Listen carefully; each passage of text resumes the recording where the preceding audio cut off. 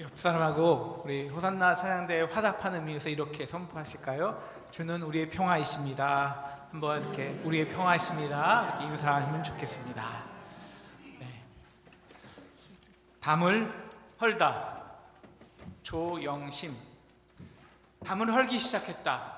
담들이 낮아지고 있다.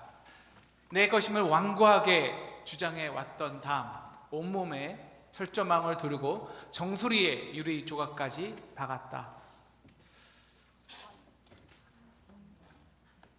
네,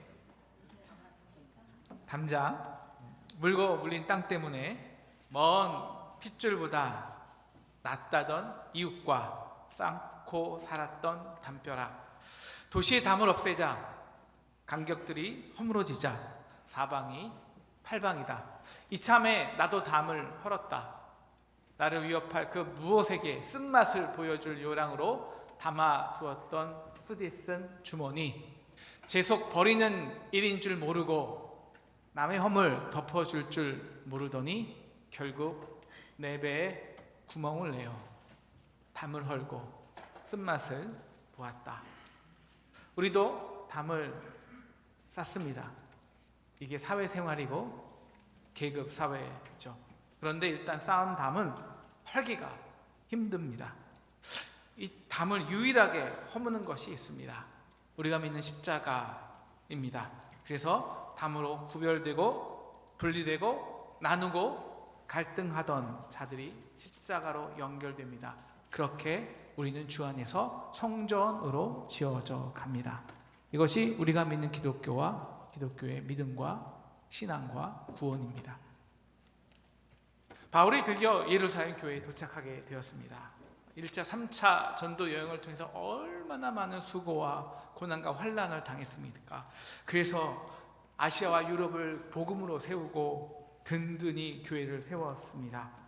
더욱이 바울은 흉년으로 고생하는 유대의 성도들에게 이방인들이 헌금한 많은 물질을 가져다 주었습니다. 그럼 야고보를 비롯한 예루살렘의 지도자들은 바울을 환대해야 합니다. 그런데 그들은 바울을 밀쳐냅니다. 그리고 이렇게 말하죠. 지금 당신 때문에 여기 유대인들 믿는 자들이 오만인데 소동이 되었다고요. 당신이 가는 곳마다 유대의 율법과 결례를 지키지 말라고 전해서 지금 당신을 위해려는 자들이 말이 아닙니다. 그러니 이참에 여기 있는 4명 나시린을 데리고 성전에 가서 머리를 깎고 결례를 행하십시오. 그래서 당신의 율법 지킴을 증명해 보세요. 바울은 그까짓 거 말씀 전하는데, 그리고 그 리더들의 권면을 따라서 성전으로 들어갔습니다. 그런데 27절, 온 유대인들이 바울이 성전에 들어가는 것을 보고 무리들을 충돌하여 바울을 붙들고 치는 것입니다.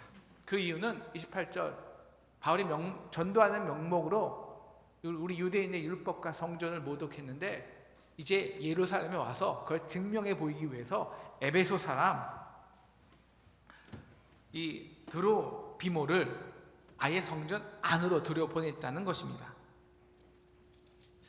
너 바울하고 성전에 들어간 사람 봤지? 야, 내가 저번에 바울이 에베소 사람 드로비모와 함께 시내에 있던 것을 봤는데, 그럼 그 사람하고도 같이 들어간 거 아니야? 뭐 성전을 모독하며 다녔으니 일부러 그랬을 수도 있어. 그럼 데려갔겠네. 어쩐지 그 중에 한 명이 에베소 사람과 똑같이 생겼더라고. 맞네. 그럼 예루살렘에 온 김에 성전을 모독하려고 그렇게 했어. 그렇게 확인도 안 된 카더라 통신이 온 예루살렘에 퍼진 것입니다. 그러자 놀라운 일이 벌어집니다. 30절 보시면 온 성이 소동하였습니다. 왜요? 어떻게 한꺼번에 이렇게 사람들이 달려나올까요? 수백, 수천 명의 유대인들이 달려나와서 바울을 성전에서 끌어잡아서 치고 31절에 보면 이제 죽이려 하는 것입니다. 아니 성전으로 간 김에 진짜 에베소 사람 드로피모가 그 성전에 있는지 확인해 보면 될 거 아니에요. 그런데 확인도 안 해보고 그냥 죽이기에 바쁩니다. 왜 이들이 이렇게 급하고 무도하고 악을 행하는데 이렇게 저돌적일까요? 한 가지 때문입니다. 지키려는 게 있기 때문입니다. 수천 년간 자신들이 이 성전을 통해서 누렸던 특권이 사라지게 된 것입니다. 유대인들은 이방인에 대한 우월 의식이 있었습니다. 하나님이 우리들에게 하나님의 계명 말씀 율법을 주셨다고, 거기다가 우리들에게 살아있는 하나님이 거하시는 성전을 우리에게 주셨다고.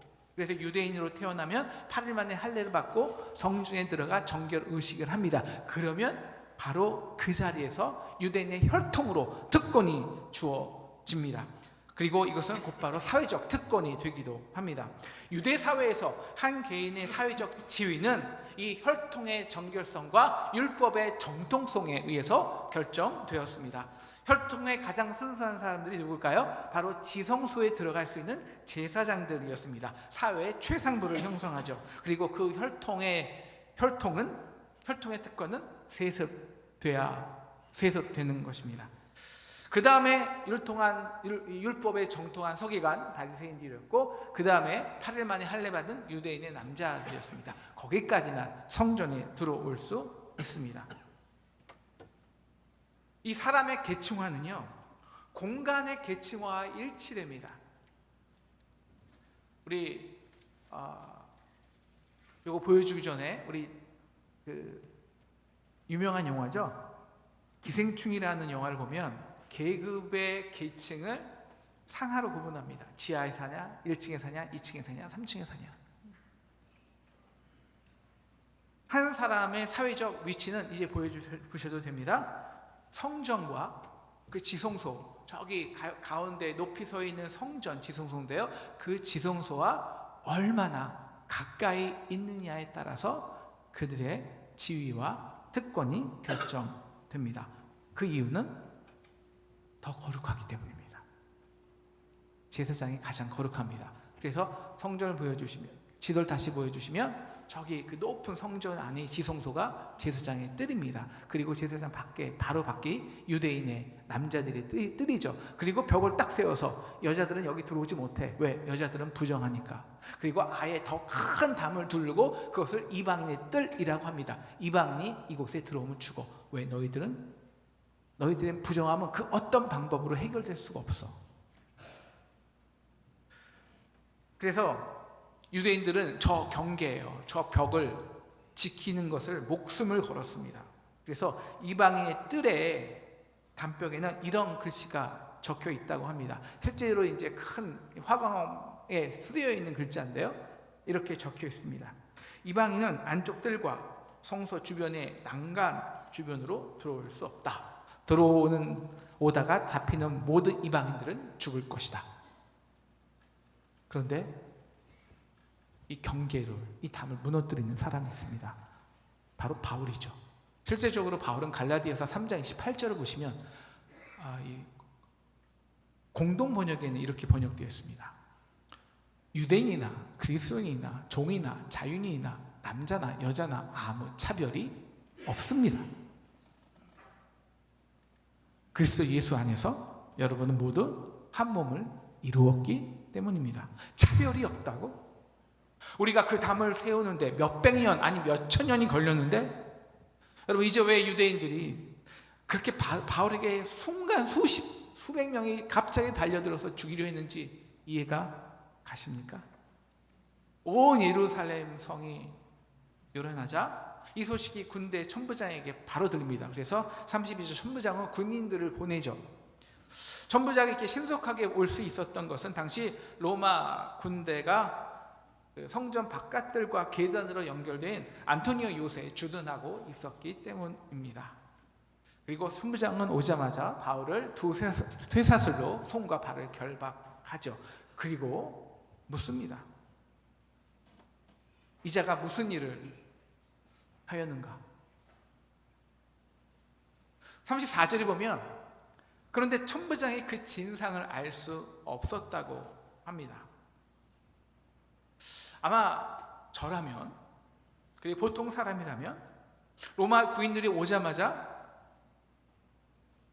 야, 이건 나의 결백함을 풀 절호의 기회였다.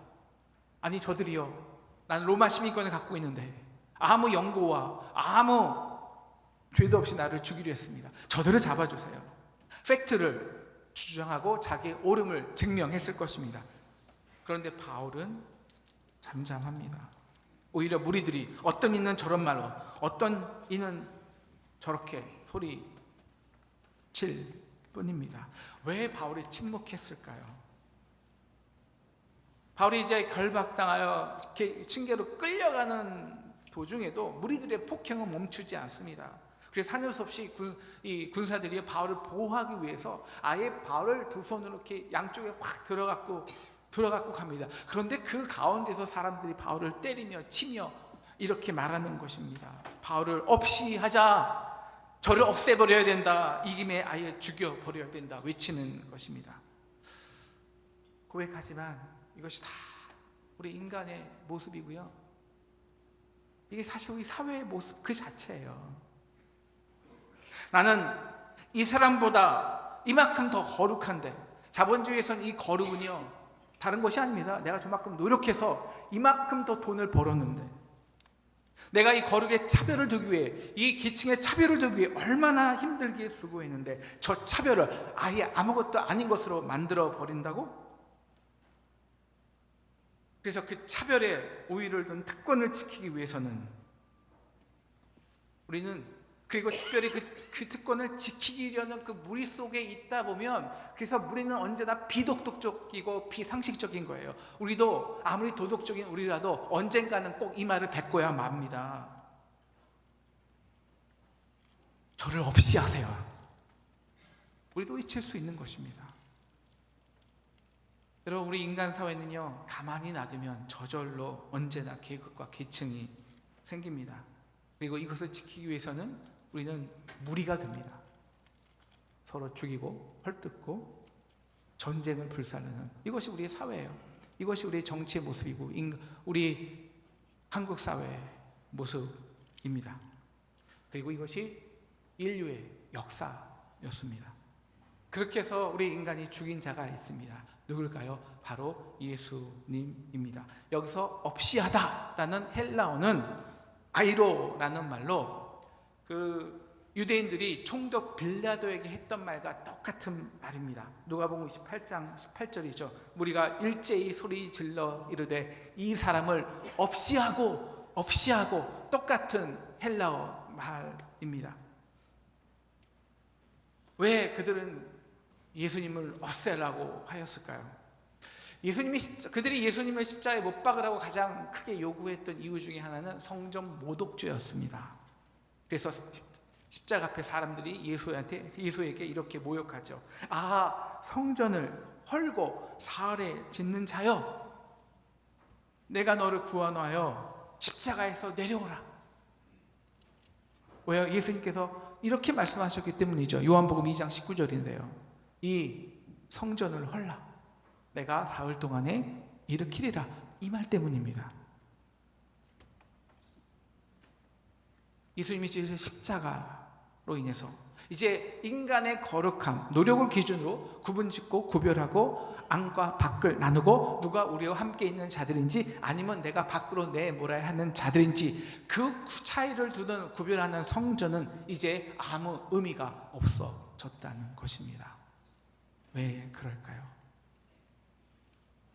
그 모든 구분과 경계와 담을 짓는 가장 중요한 근간이 완전히 무너져 버렸기 때문입니다. 뭘까요? 가장 거룩한 절대자 창조주 하나님께서 스스로 하나님과 인간의 경계를 무너뜨렸기 때문입니다. 인간이 행하는 거룩으로서는 도저히 하나님과 교제할 방법이 없으셨습니다. 그래서 이제 하나님께서 자신의 신성이란 울타리를 벗어 던지시고 인간으로 오셨습니다. 그 인간, 사람 중에서도 가장 낮은 형체를 지시고 인간의 모든 저주와 고통과 질병과 죽음을 담당하셨습니다. 그래서 너희가, 우리 인간이 그렇게 밖으로 몰아냈던 그 이방인들이 가지고 있는 더러움, 장애인들이 가지고 있는 연약함, 여인들이 가지고 있던 부정함, 가난한 자들이 갖고 있는 인간의 결코 공유하고 싶지 않은 어려움을 하나님이 가장 낮고 천한 종이 되어 다 감당하셨습니다. 그 사람이 너희가 죽인 예수다. 갈라디아서 3장 13절, 그리스도께서 우리를 위하여 저주를 받은 바 되사 율법의 저주에서 우리를 속량하셨으니 기록된 바 나무에 달린 자마다 저주 아래에 있는 자라 하였습니다. 그가 저주 받으시고 우리가 나음을 입고 우리의 모든 율법에, 우리 모든 사람들의 율법에 서로를 향하던 손가락질하던 그 모든 율법의 저주를 그가 혼자 다 감당하셨다는 것입니다.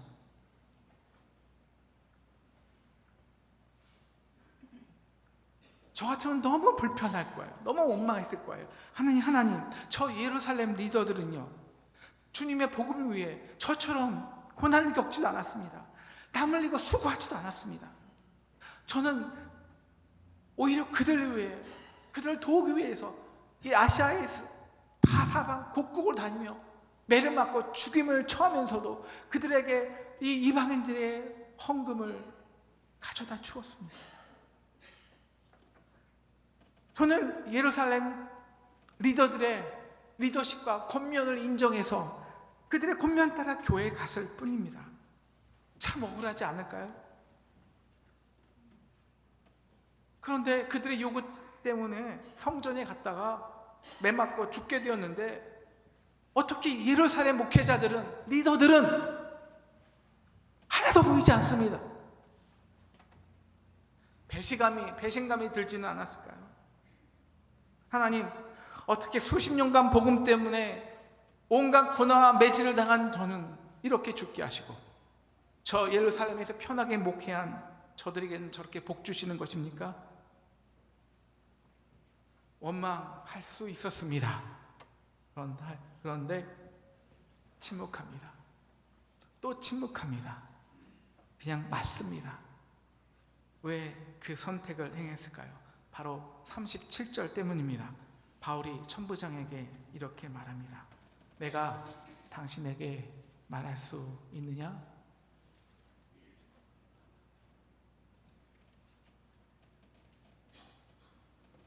백성들에게 진심으로 전해주고 싶은 말이 있었기 때문입니다. 이 진심을 천부장과 소통하고 싶었을 것입니다. 그래서 39절, 청컨대 백성에게 말하기를 허락해 달라. 이 때를 찾고자 참은 겁니다. 침묵한 것입니다. 그럼 도대체 바울이 전하려는 그 말이 무엇이었을까요? 율법과 성전을 지키려는 유대 백성이요, 나도 너희처럼 예수를 죽인 자였다. 예수가 율법을 파괴하는 것을 더 이상 바라볼 수가 없었다. 그래서 나는 스데반의 죽음을 옆에서 박수치고 환호했다. 그런데 우리가 죽인 예수를 하나님이 죽은 자 가운데서 다시 살리셨다. 그래서 그 예수가 우리에게 주신 것이 있다. 새 성전이다. 사람의 지은 손으로 지은 건물이 아니다. 사랑하는 주의 백성들아, 너희가 지키려는 그 거룩함을 정말 경험해 보았는가? 그 거룩은 우리를 사랑하셔서 세상에서 그 어떤 것도 무너뜨릴 수 없는 인간과 신성의 경계를 무너뜨린 예수의 사랑을 경험하는 것이다. 그래서 우리와 같은 종으로, 죄인으로, 가난한 자로 오신 그 놀라운 은혜를 누리는 것이다. 그리고 그 은혜를 누리는 자마다 무너지는 것이 있다. 바로 지금까지 그렇게 우리에게 너무너무 중요했던, 나와 남을 구별짓던 거룩이다. 나는 8시간 온종일 더위에 수고를 했는데 1시간 일한 자와 같은 임금을 주다니요, 이런 요구를 더 이상 할 수가 없다. 가장 거룩하신 하나님이 가장 낮은 종이 되어 죽으신, 저주받은 그 십자가의 사랑 앞에서는 지금까지 내가 목숨 걸고 지키려 했던 그 차별과 구별과 담이 내가 도토리 키재고 기재기 하고 있었음을 깨닫게 됩니다. 50보 100보입니다. 도찐 개찐입니다. 그래서 우리나라처럼 정말 십자가의 능력 복음이 들어가는 곳마다 차별과 계급이 무너집니다. 이게 2000년간 기독교의 능력이었어요. 그래서 우리나라에 복음이 들어오자 500년 이상 경고하던 양반, 평민, 상민, 천민의 계급이 무너진 것입니다. 어디서? 우리 성동교회에서. 이것이 십자가의 능력입니다. 사랑하는 부형들이여, 에베소 2장 15절에 이렇게 말합니다. 하나님은 우리가 그 지키려 하는 법조문으로 된 계명을 이미 폐하셨습니다. 또 십자가에서 이 둘을 한 몸으로 하나님과 화목하게 하려 원수된 것을 이 십자가로 소멸하셨습니다. 그래서 우리에게 주신 것이 있습니다. 건물이 아닙니다. 살아있는 성전입니다. 그 은혜를 믿는 자는 이제는 세상에서 그 어떤 자라 할지라도, 죄인든지 남자든지 여자이든지 피의자든지 피해자든지 헬라이든지 이방인이든지 가든 자든지 가진 자이든지 가난한 자이든지 구별되고 나뉘어진 그 담과 벽돌이 십자가로 소멸됩니다. 그래서 연결되기 시작합니다. 에베소서 2장 22절을 바울은 이렇게 말하죠. 그렇게 너희도 성령 안에서 하나님이 거하실 처소가 되기 위하여 그리스도 예수 안에서 함께 지어져 가느니라. 그래서 21절은 너희가 성전이 되어 가고 라고 말하는 것입니다. 하나님이 이미 너희에게 성령님이 함께 하시는 성전을 주셨는데 왜 아직 이미 십자가로 무너진 그 율법과 차별과 그 담으로 사냐는 거예요. 그래서 분노하고 화내고 용서하지 못하고 미워하고 그래서 스스로 담에 갇혀 감옥으로 살아가냐는 거예요. 오늘 바울이 그토록 매맞고 억울하고 원망스러웠지만 끝까지 인내한 이유가 있습니다. 쇠구렁 차고 끌려가면서 그 모습조차 때리고 죽으라고 저주하는 그 백성들의 소리를 참아내면서까지 바울이 우리 성도들에게 꼭 전해주고 싶은 말이 있었기 때문입니다. 주님의 십자가를 경험한 성도이십니까? 그러면 안과 밖을 구별하지 마십시오. 누가 우리 안에 있고 밖에 있어야 하는지 구별하지 마십시오. 주장하지 마십시오. 무엇보다 여러분이 누구보다 도덕적으로, 열심으로, 의로움으로 비교 우위에 있다는 것을 증명하지 마십시오. 아직도 제 마음에 심한 죄책감으로 남아있는 사건이 있습니다. 우리 사랑하는 우리 하은이가 중2, 중3 때가 되었을 때입니다. 사춘기였고 한국에 적응하느라고 많이 힘들었던 것 같습니다. 그런데 정말 저에게 너무나도 화나는 일을 한 거예요. 제가 참았어야 되는데 저도 스트레스 받고 연약한 인간인지라 정말 해서 안 되는 말을 했습니다. 너는 우리 가족이 될 자격이 없어. 그래서 교복을 던져주고 내보내고 문을 닫아버렸습니다.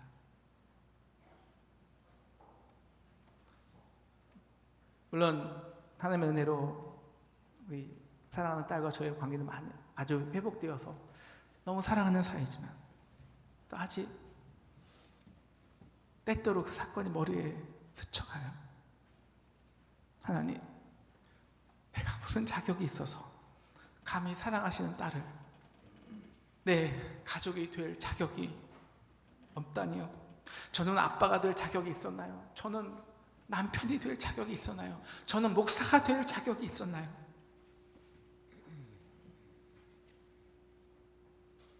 하나님이 보시기에 정말 거룩한 교회와 가정이 있습니다. 인간의 거룩이라는 이름으로 차별과 구분과 안과 밖을 나누는 교회가 아닙니다. 제가 가장 경험한 가장 거룩한 교회가 있었습니다. 노숙자들의 몸에서는 풀풀 냄새가 나요. 그런데 그 교회는 정부의 고위 관리자부터 많은 교수들로부터 성도들이 다양한 사람들이 있었는데 아침에 노숙자들, 감옥에서 갔다 온 재소자들과 함께 냄새 나지만 기쁨과 감사에 웃음의 소리 속에서 식사하고 교제했던 공동체였습니다.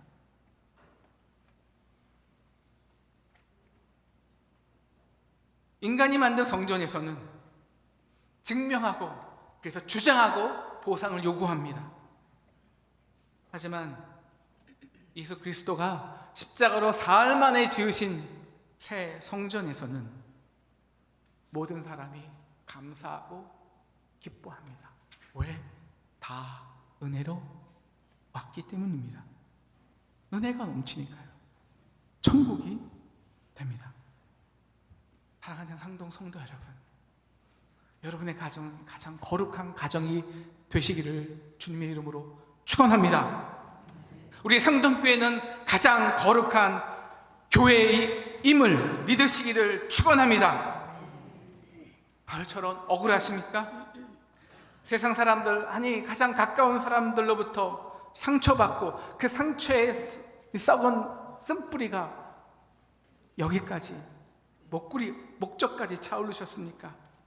바울은 그 상황에서도 자기 옳음을 증명하지 않았습니다. 자기를 죽이려는 유대인과 분리시키지 않았습니다. 그 목회자들과 예루살렘들의 목회자와 분리시키지 않았습니다. 하나님, 어떻게 저럴 수 있을까요? 저들을 심판하셔야 되지 않을까요? 그렇게 기도하지 않았습니다. 대신 인내했습니다. 대신 전하려는 말이 있었습니다. 그 원수된 것이 십자가의 능력으로 언젠가는 소멸될 것을 믿었기 때문입니다. 그래서 오늘 바울은 우리에게도 이렇게 전하고 있는 것입니다. 사랑하는 상동 성도 여러분,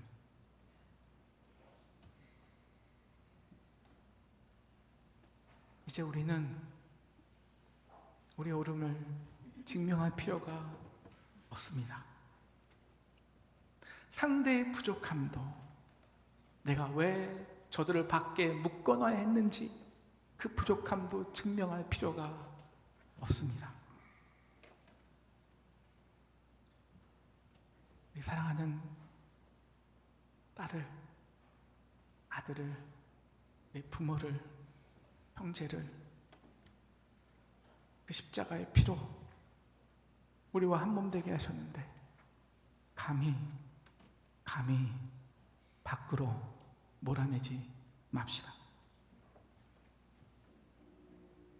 이방인의 뜰에 있는 그 말처럼 여기에 들어오면 해쳐버릴 거야. 그 마음의 벽을 내려놓으시기를 주님의 이름으로 축원합니다. 아멘. 예, 우리의 능력으로 안 돼요. 안 돼요. 그래서 또 맞는 자가 돼요. 또 당한 자가 됩니다. 그럴수록 바울같이 이렇게 전합시다. 이렇게 찬양합시다. 나의 믿음 주께 있네. 그 십자가 능력이 내 영광 되었네. 함께 찬양합시다.